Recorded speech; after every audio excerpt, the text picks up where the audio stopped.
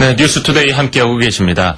날씨가 점점 더워지는 이른바 노출의 계절이 다가오고 있는데요. 그런데 이 마음껏 짧은 옷을 입지 못하는 사람들도 있습니다. 네, 바로 흉터로 고민하시는 분들이실 텐데요. 네. 오늘 건강하게 삽시다에서는 흉터 치료에 대해서 알아보겠습니다. 성형외과 전문의 박성수 원장님 나와 계십니다. 네, 어서 오십시오. 안녕하세요. 안녕하세요. 다치지 않는 사람은 없죠. 어릴 적부터 흉터 한두 개 안 갖고 있는 사람은 없을 텐데, 그런데 이 흉터가 특별히 잘 남는 체질이 어떻게 좀 따로 있습니까? 예, 체질적으로 봤을 때 흉터가 좀 더 많이 남는 체질을 갖고 계신 분들이 있습니다. 우리가 이제 정상적인 경우보다 흉터가 심하게 남는 경우를 이제 비후성 반응이라고 하는데요. 네. 비후성 반응이 있는 경우에는 이렇게 봤을 때 지렁이처럼 피부 표면이 붉게 붉은 색조를 띠면서 이제 튀어 올라와 있게 됩니다. 그리고 또 하나는 켈로이드 체질이라고 해서 그 흉터 부분이 원래 있던 상처보다 좀 더 이렇게 넘어가서 커지고 부풀게 되는 현상이 발생되기도 합니다. 우리가 예를 들자면 여성분들이 이제 귀걸이를 하기 위해서 귀에 피어싱을 한다든지 했을 때 귓망울 부분에 이제 생기기도 하고 그 다음에 어깨 부분에 이제 단순하게 주사만 맞았을 뿐인데 흉터가 부풀어서 점차 커지게 되는 경우도 있습니다. 그렇게 예민한 분들이 있죠. 예.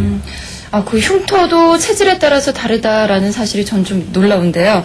예. 다친 뒤에 바로바로 치료하는 것이 아무래도 이 흉터를 줄일 수 있는 방법이 아닐까요? 맞습니다. 그래서 일단 상처가 나면 가급적이면 시간을 오래 지체하지 말고 빨리 아물 수 있도록 도와주시는 것이 좋고 적절하게 약을 쓰시는 것이 좋습니다. 또 하나 흉터가 이제 완전히 아물기 전에 감염이 된다거나 했을 때에는 나중에 흉터가 좀 많이 남게 될 수가 있기 때문에 가급적이면 상처가 난 초기부터 아주 철저하게 적극적으로 관리를 해주시는 것이 나중에 좀 더 흉터를 적게 남게 하는데 크게 도움이 된다고 볼 수가 있겠습니다. 네. 참 작은 상처라고 무시하면 안 될 것 같아요. 특히나 어린이들 같은 경우에 크면서 흉터도 좀 커지죠. 우리가 풍선을 부풀리기 전에는 점처럼 잘 안 보였던 것도 막상 이제 풍선이 부풀게 되면은 좀 커지는 경향이 있지 않습니까? 그래서 자라면서 흉터도 좀 더 벌어지게 되고 커지는 경향이 있습니다. 그런데 그런 흉터 같은 경우에는 사람들이 술을 먹거나 아니면 특별히 추운 곳에 가면 더 빨개지거나 이렇게 도드라지지 않습니까? 그게 한번 다쳐서 약해져서 그런 겁니까? 그 부위가? 예, 그렇습니다. 그 흉터라는 것이 이제 완전히 안정되려고 하면 보통 이제 한 7개월 정도가 걸립니다. 그래서 7개월, 그 상처가 완전히 안정되기 전에는 피부 부분에 모세혈관들이 많이 이렇게 증식이 되기 때문에 술을 먹는다든지 아니면 사우나에 가서 이렇게 계신다든지 운동을 하신다든지 하게 됐을 때 그 혈관 부분에 충혈이 발생하게 됩니다. 그랬을 때 우리가 이제 붉은 기운이 나타나면서 붉게 보이는 것이죠. 근데 이것이 한 7개월 정도가 되면서 상처가 이제 충분히 안정화가 되고 흉터가 이제 안정이 되면 그 다음에는 이제 붉은 기운은 많이 감소가 되는 것이죠. 그러면 이 흉터에도 완치라는 개념이 좀 있을까요? 좀 치료를 해도 어느 정도나 앞으로 치유가 될 수 있는지요? 우리가 이제 흉터 완치라고 한다면 이것이 흉터가 전혀 안 보이는, 그러니까 상처가 없었을 때 그런 모습처럼 완벽해지는 것을 말하는 것은 아닙니다. 우리가 이제 얼핏 봤을 때 잘 보이지 않고 희미하게 보이는 정도를 이제 우리가 완치라고 하고 거기에 이제 치료의 목표를 잡고 하게 됩니다. 그래서 그 흉터 제거 수술이라고 해서 우리가 병원에 오실 때 흉터가 이제 제거된다고 하니까 마치 이제 완벽하게 없어질 거라고 생각을 하시는데 그런 건 좀 맞지 않는 개념입니다.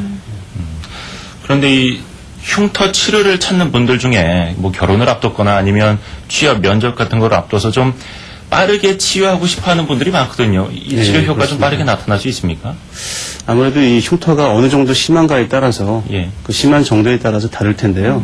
간단하게 레이저 시술을 통해서 호전되는 경우도 있지만은 흉터 제거 수술을 하거나 레이저 치료를 이제 같이 해서 해야 되는 경우도 있습니다. 어쨌거나 시술을 한 다음에는 어느 정도의 이제 붉은 기운, 홍반이라 그러죠. 그래서 그런 붉은 기운이 남게 되는데 아무래도 이것이 이제 완전히 안정이 되고 붉은 기운이 가실 때까지는 아무래도 이제 컨실러를 한다든가 화장을 통해서 가능하면 좀 감추고 다니시는 것이 좋겠습니다.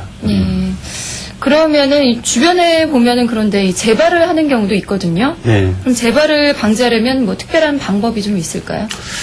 그 이제 상처가 일단 아물고 나면 그때부터는 적극적으로 흉터 관리를 해주시는 것이 좋습니다. 그래서 흉터 제거 수술을 하고 난 다음에도 관리를 철저하게 제대로 안 해주신다면 뭐 시술하기 전처럼 아주 뭐 이렇게 재발이 되는 경우가 흔히 있습니다. 그래서 그 관리하는 요령은 크게 몇 가지가 있는데요. 네. 일반적으로는 피부의 이제 긴장도를 좀 줄여줄 수 있는 테이핑 요법을 한다든지 아니면은 뭐 실리콘 젤리를 붙여서 압박 요법을 하는 것이 크게 도움이 되고요. 네. 그다음에 최근에는 그 흉터를 줄여주는 데 이제 도움이 많이 되는 그런 연고들이 많이 개발이 되었습니다. 그래서 연고를 바르고 그리고 또 색소 침착을 줄여주는 연고를 바름으로써 이런 흉터를 좀 더 개선시켜 줄 수가 있겠죠. 그리고 이제 뭐 때로는 뭐 레이저 시술을 통해서 조금 더 이제 울퉁불퉁한 피부 융기면을 좀 이렇게 고르게 한다든지 해서 이제 좀 증상을 호전시키는 경우도 있겠습니다.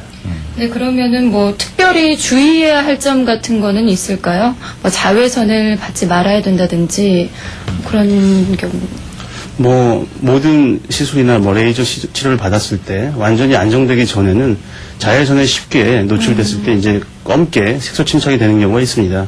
그래서 우리가 이제 외출을 하실 때 그때는 특히나 자외선 차단제를 바르시는 것이 예. 뭐 이렇게 흉터 부분이 검게 색소 침착되는 것을 방지할 수 있는 요령이 되겠습니다. 그리고 사람들이 많이 다친 다음에 요즘에 뭐 복합 연고 이런 거 많이 나오죠. 연고를 네. 바로바로 발라주는 게 좋습니까? 그걸 또 뭐 피해야 된다고 이야기하는 사람들도 있던데.